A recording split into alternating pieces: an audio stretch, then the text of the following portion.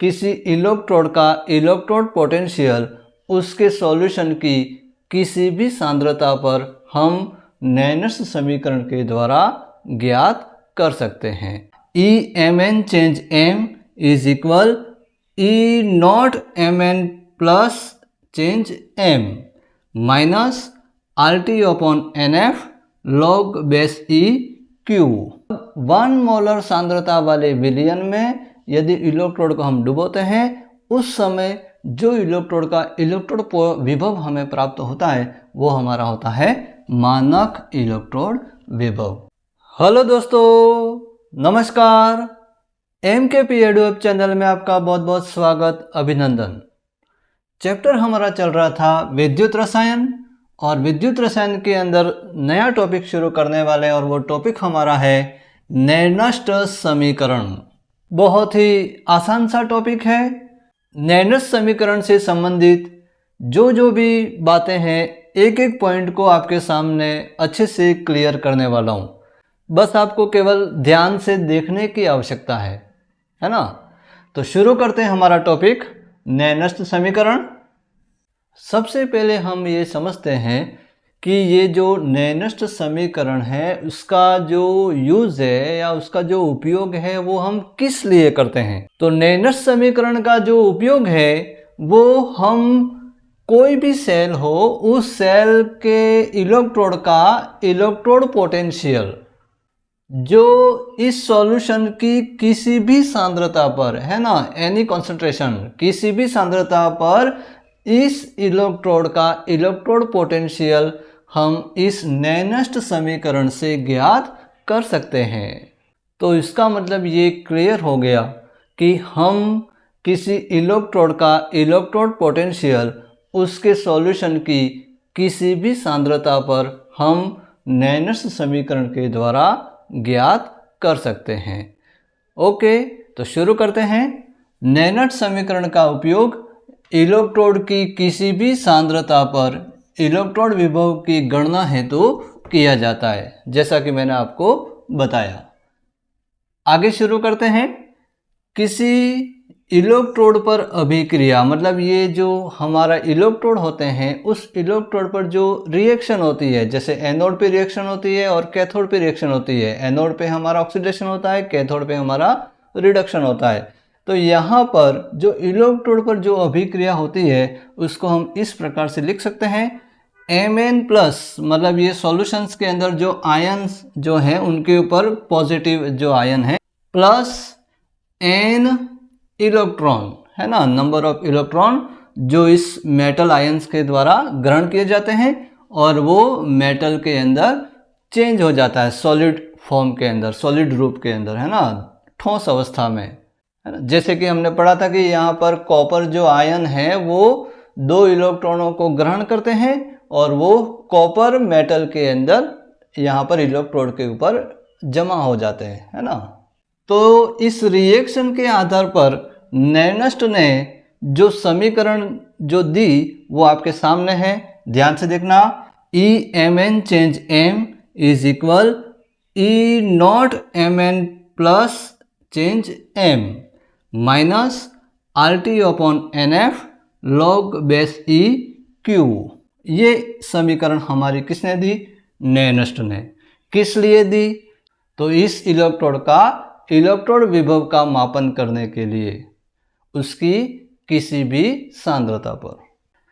तो इस समीकरण के अंदर जो भी सिंबल आपको दिखाई दे रहे हैं उनके बारे में आपको स्पष्ट कर रहा हूं। सबसे पहले हमारा है E M N plus change M. E मतलब क्या है? हमारा इलेक्ट्रोड विभव। किसका इलेक्ट्रोड विभव?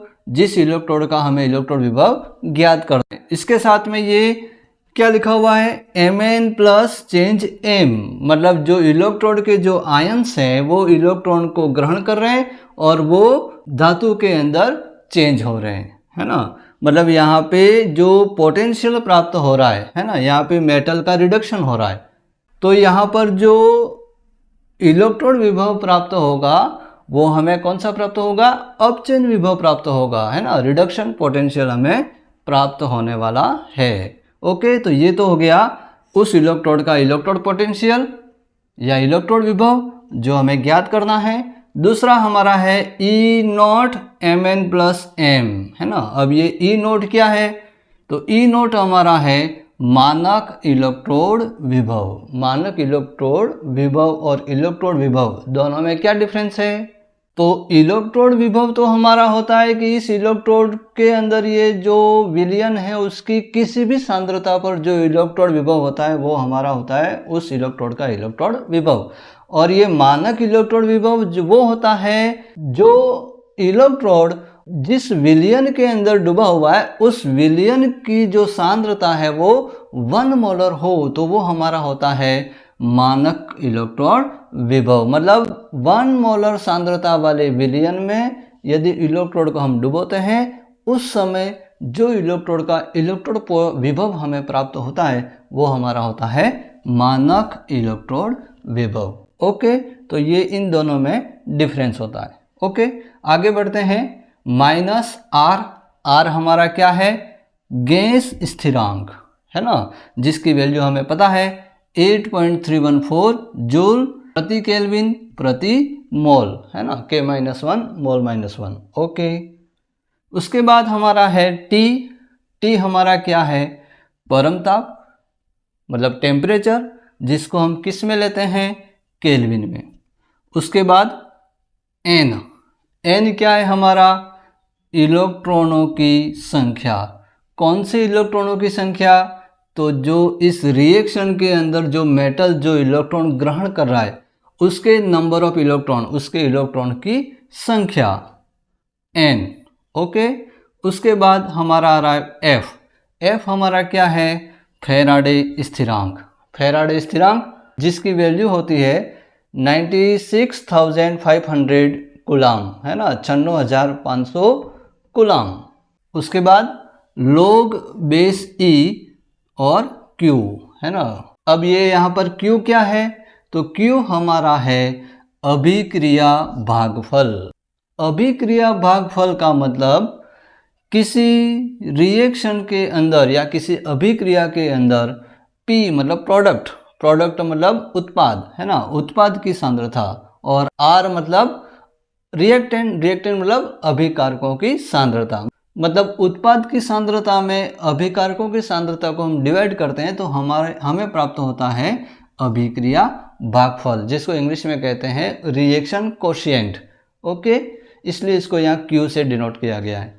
उसके बाद आगे बढ़ते हैं, तो यहाँ पर ये हमारा इस रिएक्शन के अंदर P प्रोडक्ट मतलब उत्पाद कौन है, उत्पाद हमारा ये मेटल M, है ना, तो ये यहाँ पर ये हो गया उत्पाद। और उसके बाद में रिएक्टेंट कौन है, अभिकारक कौन है, अभिकारक हमारे आयंस हैं। कौन से आयंस हैं, Mn+, तो ये Mn+ आयंस, इसको यहाँ लिख दिया। मतलब इस Q की वैल्यू जो हमें प्राप्त हुई M/Mn+, वो हम इसको हम रखते हैं इस आगे नैनर्स समीकरण के अंदर। ओके, तो इस नैनर्स समीकरण के अंदर सबसे पहले हम Q की वैल्यू रखते हैं। Q की वैल्यू हमारे सामने ये रही, उसकी वैल्यू को हमने रखा तो ये तो जैसा है वैसा ही रहेगा, -RT/NF log बेस E, और ये हो गया Q की वैल्यू M/Mn+, दोनों की सांद्रता। ओके, फिर उसके बाद हमें पता है कि जो ठोस अवस्था में जो सांद्रता होती है उसका जो सक्रिय द्रव्यमान होता है उसकी वैल्यू कितनी होती है, एक्टिव मास, है ना। सक्रिय द्रव्यमान ठोस अवस्था में पदार्थों का होता है उसकी वैल्यू होती है 1, तो हम इसकी जगह हम लिखेंगे 1। तो आगे बढ़ते हैं, ये जैसा है वैसे ही रहेगा समीकरण में, और यहाँ पर m की वैल्यू हमने रख दी 1। उसके बाद ये जो log का बेस E है उसको हम log 10 में चेंज करते हैं। तो log 10 में चेंज करने के लिए क्या होता है, तो log E की वैल्यू किसके बराबर होती है, 2.303 log 10।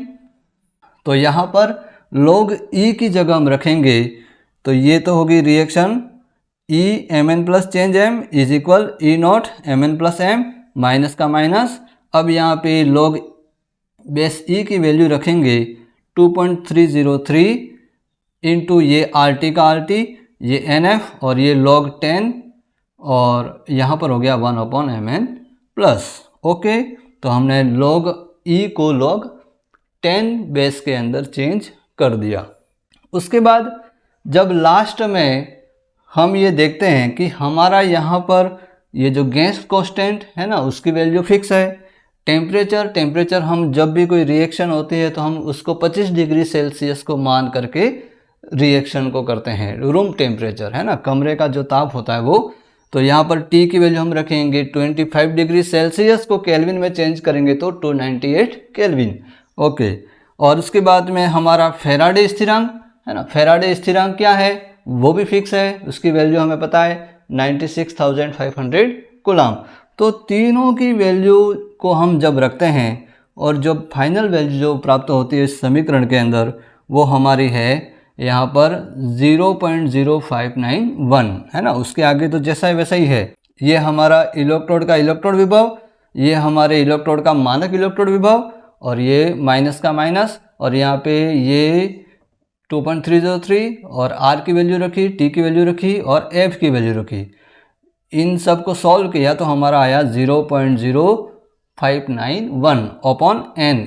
N की वैल्यू चेंज होती रहती है ना, जो मेटल होते हैं वो नंबर ऑफ इलेक्ट्रॉन, अलग अलग मेटल अलग अलग इलेक्ट्रॉन को ग्रहण करते हैं, तो N की वैल्यू चेंज होती रहती है। और log 10 1 अपॉन mn प्लस। तो ये हमारी फाइनल नैनोस्ट समीकरण जो प्राप्त हुई, जिसका उपयोग हम जो हमारी जो न्यूमेरिकल्स जो होते हैं उसके अंदर 99% इस समीकरण का हम उपयोग करते हैं, है ना। बाकी सभी समीकरण एक जैसे ही है ना, उनमें कोई ज़्यादा डिफरेंस नहीं है। जैसा आपका न्यूमेरिकल होगा, जैसा आपका एग्ज़ाम में क्वेश्चन होगा, उसके अकॉर्डिंग आपको इन सभी समीकरणों का यूज़ करना है। सभी समीकरण हमारी किसको बता रही है, वो सभी समीकरण हमारी बता रही है नैनोस्ट समीकरण को बता रही है।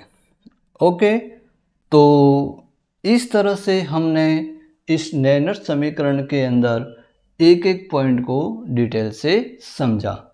वीडियो अच्छा लगा हो तो उसको लाइक और शेयर करें और हमारे चैनल को सब्सक्राइब ज़रूर करें। अब आगे नेक्स्ट हम जो पढ़ने वाले हैं कि ये जो नैनोस्ट समीकरण हैं उसको गैल्वेनिक सेल के अंदर इस समीकरण को किस प्रकार से लिखा जाता है, और उसके बाद हम पढ़ेंगे कि ये जो नैनोस्ट समीकरण जो है उससे हमारा अभिक्रिया स्थिरांक है ना Kc की वैल्यू हम कैसे प्राप्त करते हैं, और उसके बाद इस नैनोस्ट समीकरण से हम गिब्स ऊर्जा और मानक इलेक्ट्रोड विभव दोनों के बीच में क्या रिलेशनशिप है उसको भी हमें डिटेल से पढ़ना है। मतलब हमारा ये टॉपिक अभी ख़त्म नहीं हुआ है ना। इस टॉपिक के अंदर नैनोस्ट समीकरण का उपयोग किस लिए किया जाता है और वो समीकरण क्या होती है उसके बारे में हमने डिटेल से समझा। तो मिलते हैं नेक्स्ट वीडियो में। जय हिंद, वंदे मातरम।